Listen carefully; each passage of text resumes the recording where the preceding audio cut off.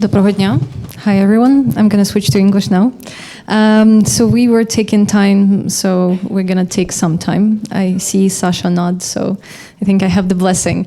My name is Julia Timoshenko. I'm a Ukrainian journalist, the head of Media Ukrainer. Maybe some of you have seen Ukrainer's content. And to jump into the conversation, I want to invite an incredible French journalist, as Vika already said, former editor-in-chief of Le Monde and member of the Guardian editorial board from 2015 to 2020, somebody who has been covering Russia's war crimes since the 90s and onwards. Natалі Nуґайред. Natалі, welcome. It's a pleasure to talk to you. In 2019, when, the year when Zelensky was elected on a kind of peace platform, and even many Ukrainians thought that the war would be over soon, and I'm not even talking about Europeans and others who probably already forgot that the war even started, you wrote a piece, a very strong opinion piece in The Guardian, where you explained that basically Russia is not a normal country, it's a war machine state. And given that you felt that back then Russia was unfairly treated and Putin was unfairly treated as this just normal leader, given what's going on today when Russia is being invited again on international stages, we see the International Olympic Committee's decision, we see Trump's welcome of Putin, we see other kind of attempts to normalize whatever's happening. Do you feel like the world is not learning from anything and just keeps emboldening dictators? So thanks. It's a huge pleasure to be here. Thank you for coming. I'm going to answer by saying no. I actually believe the world has or is learning, but the next thing I have to say is, what do we mean by the world? Right? What do we mean by the world? And Trump welcomed Putin. We remember the red carpet. Putin cannot go to Europe. Putin cannot go to Australia. Putin cannot go to New Zealand, to South Korea, So the world is not normalizing its relation with Putin. There are many places where Putin cannot go. So many things have changed, because in 2019, indeed, Putin could travel much more easily, if he wanted. I'm trying to remember when Russia was kicked out of the G7. I think it was it after 2014 or after 22? I can't remember, but Russia was kicked out of many international fora. So my very, very short answer is it's not possible to say that we haven't learned anything. We have learned some things. But I remember a time when there were many ideas about Russia which somehow did not fit the reality that many people could see inside Russia. And this is my experience, just to speak about my little experience, it's my experience covering the war in Chechnya and Ichkeria, which I did for a period of 6 years, and regularly traveling there. And for me, this is the moment where my image and my understanding of what Putin's Russia and the power system in Russia, this is when my understanding crystallizes. It's that experience, this extreme state violence used against a population, a civilian population, to crush an identity, to crush an aspiration for independence, and the reaction or the absence of reaction in the world to this. And there are many reasons for this, but for me, this was the moment where we all have moments where something crystallizes in our heads. So for me, it was this war against Chechens.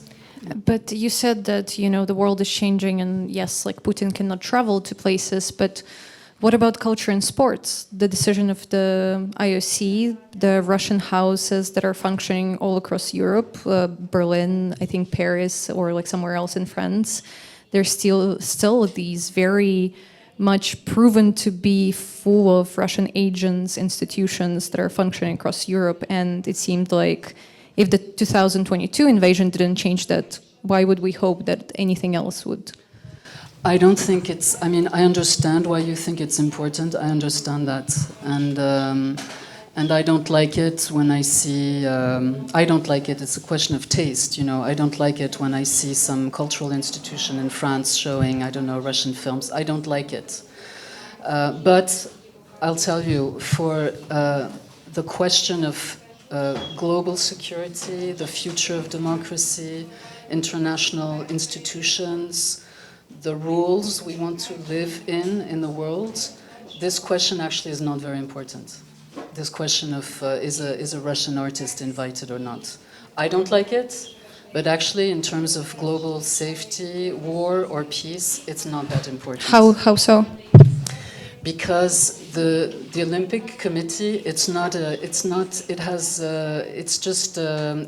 international institution with power to change what states do. And the Louvre in Paris, I don't know what the Louvre does with Russian artists, but it doesn't have any power in the world of what states do. States, I'm talking about states. So we have to be a bit less nervous about that, not ignore it. I understand. You know, when I explain it to some French friends, for example, who say to me sometimes, and these are like very educated people sometimes. By the way, all my French friends, all my French family is 100% supporters of Ukraine. My mother has the Ukrainian flag at her home in Toulouse in the south of France, and my nephews come here to volunteer. There's a large group of people across the rest of Europe, because this is also Europe. This is Europe here. We are other Europeans. We're just all different Europeans. There's a large group of people in Europe who support Ukraine. And what I want to say is when I meet some people, maybe very educated in France, who say, you know, these Ukrainians, they're a bit radical, you know. We invited a Russian professor and they're not happy and they don't want to be on the same stage and all that. And, you know, they don't want Shostakovich to be played at the opera or something like that, you know. And I say, okay, now do a mental exercise. Do a mental exercise. You're French. It is January 1943. And what I'm going to say is not a perfect comparison, okay? But it's the mental exercise. You're French. You're in France. It's January 1943. Part of your country is occupied by an aggressor state. And actually, most of your country is occupied at that time. Let's say you're in summer of 1942. Sorry, this is only part of France then that is occupied. Summer of 1942, and this is your country. It's been aggressed. It's partly occupied. Horrible crimes are happening in those occupied territories, and somebody from some from outside your country says, but why don't you want to come to our conference, you know, alongside a German philosopher, or why don't you like to listen to Wagner anymore, you know, like this, it's exactly the same. So my answer to that is that's the mental exercise that some people have to do. They have to remember somehow to remember, especially Western Europeans, what it is in your historical memory, in your collective memory, what it is to have your country invaded or partly invaded and horrible crimes committed by a dictatorship. And Western Europeans, not all of them, but many of them have this experience. And sometimes it's still in the family memory, you know. So yeah, that's my answer. I guess we'll get into the historical memory because that's a very important topic, and I wanted to talk to you about that. And something that you just explained is actually like a mental exercise that I also offer to some of my friends abroad. So I'm really grateful that you have that outlook. But I want to oppose something that you said and also offer a mental exercise, because you said that those institutions such as sports, International Olympic Committee, or a Russian culture house, or I don't know, a Russian exhibition in Paris, do not impact what states do. Now, let's have a mental exercise where a head of state of some country, I don't know, Nicolas Sarkozy, loves to go to galleries where he sees Russian artists every day. He then goes to see a movie or goes to opera and sees Tchaikovsky playing and thinking how great the Russian culture is. He travels to New York, meets somebody like Trump, and he's surrounded by Russian models all around him. He goes back home and opens, I don't know, Le Monde, where there is an article about great Russian literature. So would that then impact his decisions as a politician and as a state maker? I forgot to say that in the evening he also watched Olympics and rooted for the Russian ski players. Would that impact what the state does or not? And then he never learns about Ukraine, he never hears about Ukraine ever. And then when Ukraine gets invaded, he's like, what is even that country? Why should we care about? So the answer is no, and I know it sounds provocative, my answer. I know my answer sounds provocative. First of all, because he doesn't really matter now, right now, Sarkozy. I mean, if you're referring to when he was a president, when he was a president, he did this and then that on Russia. First, he was critical of Russia. He said in his election campaign in 2007, he said, I would prefer to shake hands with George W. Bush, who was then very unpopular in France and Europe because of the Iraq War. I prefer to shake hands with George W. Bush than to hold the dirty hand of Putin. You will find this quote. He was campaigning. At that time, he was reacting to Russia's very bad image, thanks to the work of newspapers like Le Monde, because we were covering the crimes and the dictatorship. He was also being an opportunist, because his predecessor, Jacques Chirac, had presented himself as a friend of Russian culture. So, politicians love to get elected by creating a contrast with the predecessor. So that was Sarkozy. 1 year later, there was the Russian attack on Georgia, and Sarkozy changed. He changed his position. And since then he has been in this bad position where he, I think, is intellectually corrupted, and maybe corrupted in other ways, I don't know. I want to be careful here, but I think there's an intellectual corruption with Sarkozy and with other politicians in France. But actually, I don't think he matters. He doesn't matter right now. And when you say, what I mean by it doesn't matter whether there's a Russian artist. It doesn't matter. What I mean is it doesn't matter as much. It's not the essential thing. You have to do the cultural. The fight for culture, the fight for identity, you're defending yourself, you are part of Europe's diversity. Ukrainian culture, literature, music, everything is part of Europe's diversity. So you are part of Europe already. I don't like it when I personally don't like it when people say, it's also in this country, there's Ukraine and then there's Europe. What we mean is, of course, Ukraine and the European Union. But the European Union is not Europe. Europe is bigger than the European Union. Norway is not in the European Union. Switzerland is not in the European Union. Many countries of the Balkans are not in the European Union. Great Britain is not in the European Union. So if I have a modest suggestion, it's like, let's stop saying, з одного боку Україна, з другого боку Європа. Не, це одне, це Україна в Європі вже. Як in a geopolitical sense, I believe in a political sense, and it has to be, and it is in a cultural sense. And you have all done a lot for this cultural dimension to enter, to be seen as part of the European diversity. Because if we are not diverse in Europe, we're not going to succeed. We have to be diverse, and each country has to be diverse. So, and that's a long question, a long answer. Sorry, but I think that the cultural battle has to be waged, but the existential, the concrete, very concrete battle is okay. What's the help? What is the help that Europeans are sending to Ukraine?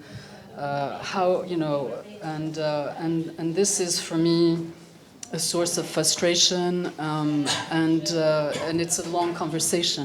Why are we not doing more? We are doing things, but we're not doing enough. It's for sure.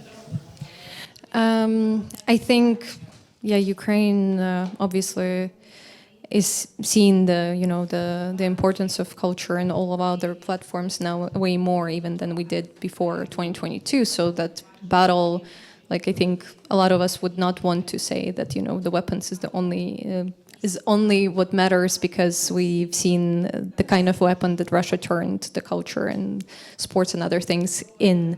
But if we talk about, we touched upon France a little bit, and we know how Russia is deeply involved into different elections across Europe. France has also been the one. We know that we were hoping that Le Pen would not run in the next upcoming elections, but now the court has allowed her to do so, essentially, by limiting the number of months that she would be restrained from that political participation. Macron has positioned himself as this kind of new leader of Europe, trying to show that Europe can be autonomous without the United States, trying to popularize, nuclear. It's France's nuclear power as a country that can defend itself and be the shield for other countries in Europe. What would happen if the French voters are not going to make pro-democratic choice, and do you believe that they would make a pro-democratic choice in the upcoming elections? I'm not pessimistic about the French elections. I see many problems. I'm worried about many things, but I don't believe that the far right will enter the Élysée Palace, the presidential palace.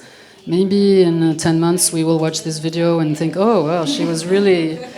But this is my analysis right now, and I think it's because, I told you about collective memory. So I think this is something that you don't erase so easily, and even if Le Pen is not the generation of her father, this party that she represents has its roots in the collaboration with the Nazis and in the Algerian War, our colonial war, and its crimes. And I think many people still don't like the idea of the far right being in power in France. Now, Julia, you're absolutely right. Russia is working very hard to influence this election. What I find interesting is that, maybe we learn. Every time the Russian manipulation machine does something, it is exposed right now. Like literally in recent days, every time the Russian, propaganda machine creates fake websites, fake videos to destroy the reputation of some French politicians who are anti-Putin, anti-Russia, pro-Ukraine, it is exposed and everybody sees it. And it's like when you put sunshine on something and it dries, right? It's you put a lot of sunshine and it dries. So I think there is hope that some of these manipulations will not be too efficient. And I want to add that I'm worried also by another thing, which is MAGA in Europe.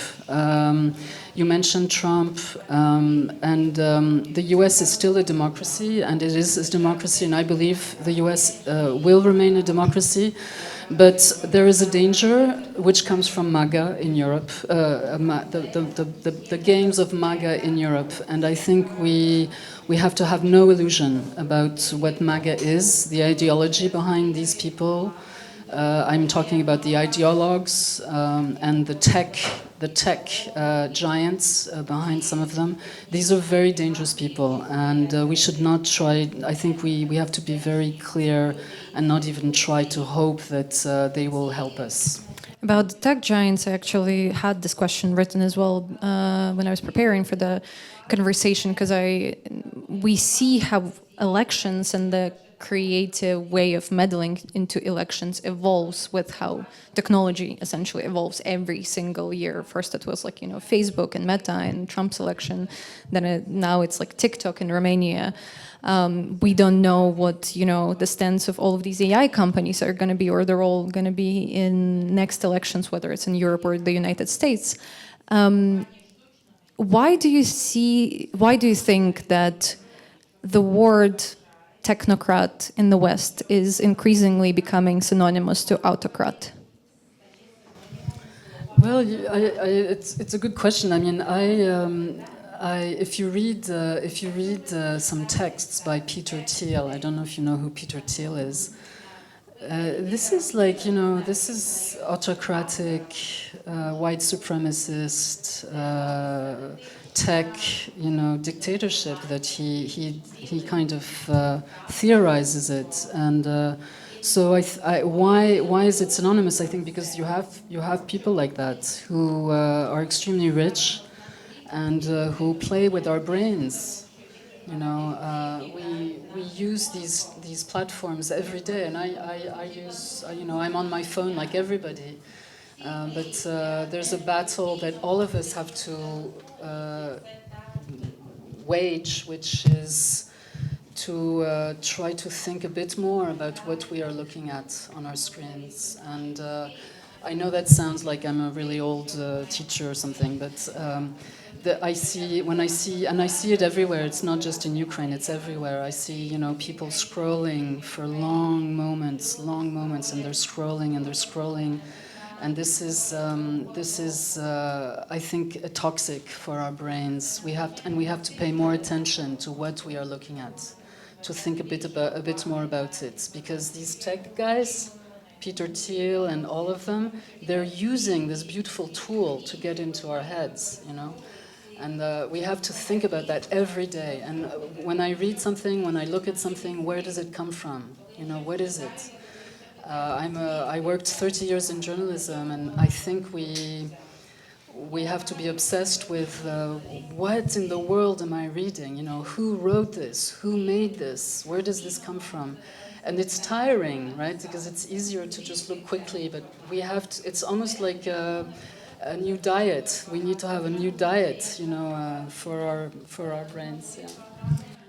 European legislators have been trying to crack up the American tech companies and their influence on the voters and other things, and their use of private data that they collect from people, but it hasn't been so successful. Do you feel like there is hope that European and EU legislation will catch up with the time, or is it a battle that's lost from the start?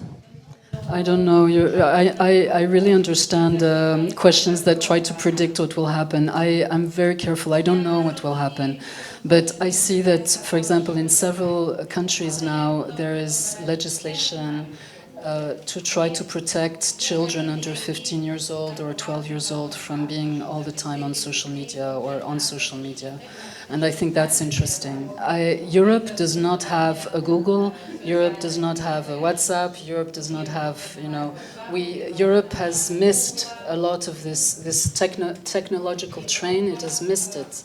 But maybe it's never too late. Maybe one day, we will see something, a startup becoming huge. And this is, I see this as a collective European, so it's everybody.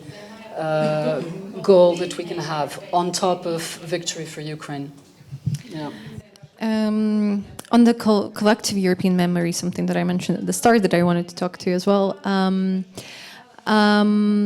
You wrote in the piece, in 2019 piece in The Guardian, about Europe's future as something that's been dependent on those who discuss its past. And you are arguing that the European and the EU nations specifically, they look at this common history still through very much their own lens, and there is not like a uniting narrative that is being built. And at that time, there were attempts of like the Brussels Museum and other places that were trying to kind of go into that direction of building this collective European history, historic memory. Obviously, right now, it's a contested issue here in Ukraine and Poland, but I wonder overall, how do you see the full-scale war, Russia's war in Ukraine, impacting the way Europeans are currently rethinking its history with, you know, so many things being said about how it's already, this war is the largest war since the World War II, and it's also lasted now longer than World War I. How the war impacts how Europeans thinking about their collective European history. This is like a very important question, and their collective history and their collective purpose. You know, so I think something huge is happening. It's one of the things I try to think about a lot. You know, when this big war started, I was with a friend and his mother and her grandchild, and they happened to be in France, but I think they could have been in another European country. And it was March 22, and this old lady, she was watching the television, and she was seeing all the Ukrainian women and children in the trains, you know, moving, people, bridges destroyed, you know all these images. Exodus, it was like an exodus, and this old lady said in front of her son and her grandchild, "I remember." You know, and she said, "I remember it was May 1940, and I was a very small child, and we had to put all our things. I was in Paris, and we had to put all our things in an old car, and we had to drive south, and because the Nazis were coming." And so I believe this, I'm saying this because I didn't even ask her about Ukraine. She just said it spontaneously. And her son, I saw her son was thinking, and then I saw her grandchild was also thinking. And I believe this war reawakens many things in the collective psychology of Europeans. And I believe politicians are not very good at talking about this. They're not very good at talking about this. Why? Do they lack historical knowledge, or? No, because politicians are like, you know, they're trying to do something concrete. They're always dealing with a crisis, like the immediate crisis, this week's crisis, maybe next week's crisis. Of course, the war is a huge crisis. And the second thing is they're always trying to look good, you know. They always want to have some good comments about them. So they're doing these two things all the time. And if you start telling people, you know, how this war awakens deep traumas and creates also deep solidarities, which can not always be expressed, you enter a more difficult terrain as a politician. Politicians need to always find like simple things. Messages. So I don't have a very good answer to your very good question, but I think something very deep is happening in Europe with this war, and I think it's hard for me to say exactly how it's impacting how Europeans are together, and I include Ukrainians, how we all Europeans are together. There's a huge injustice, which is that the Ukrainians are fighting alone. Yes, they get help, but they are fighting alone. This is a huge historical injustice. I think we will look back at this as a huge injustice. But as with any injustice, you know, you can work to find a better situation. We can all, you know, hope that there will be at some point there will be justice. And I think many things are unpredictable, but yes, you put your finger on something very deep is happening in Europe, something very deep. It's not only about fear, it's not only about defense industry, it's something about how do we live together? How do we live together? How do we understand each other? What do we know about each other? Europeans don't know each other very well. You know, many Europeans don't know when Norway became independent. They don't know. It's just one example, you know. We have still a lot to learn all about each other. But this war, because it is on our continent, it's the biggest war since a world war. And our continent has a special responsibility in the world. For many reasons, I don't want to bore you with this, but we have a special responsibility. So we have to collectively find a path together. And that's why Ukraine is the most important country in Europe right now. It's the most important country in Europe. Since we don't have much time, just a final question to wrap it up and finish the discussion, since it's a democracy festival. Are you a democracy optimist, or you're rather a democracy skeptic, seeing everything that's happening? I kind of know already what you're going to say, but if you say one or another, can you explain why? I think in most crises, when things become very, very, very difficult, most people want to be decent. Most people want to do something that is decent, you know. And I'm not saying that I believe the human nature is great, you know, and we don't, but I think most of the time people want to do something decent, and so that's why I believe democracy will. But democracy is not. It's not like it's not an object, you know. It's not like, oh, you build it, now it exists. It's a process. It's like a constant process, and that's why this festival, as part of a network of European festivals, is so important. It's like hugely important, you know. I think when this, you know, when in several years we will think back at this moment when we were here in the Ukrytia, in the museum, and we will be proud that we were here, you know. And I hope many good things will have happened since then, and it's part of Ukrainians being members, not just passive members, but completely active members of a conversation in Europe. And when I say Europe, I mean like people who live in Europe. They can be from many origins, okay? I don't mean like just, you know what I mean. I mean the diversity of Europe. So I want to be an optimistic, I am an optimistic for democracy, and this is part of it. Thank you so much, Natalie, and thank you to everyone who listened. Дякую всім за те, що тут затримались з нами.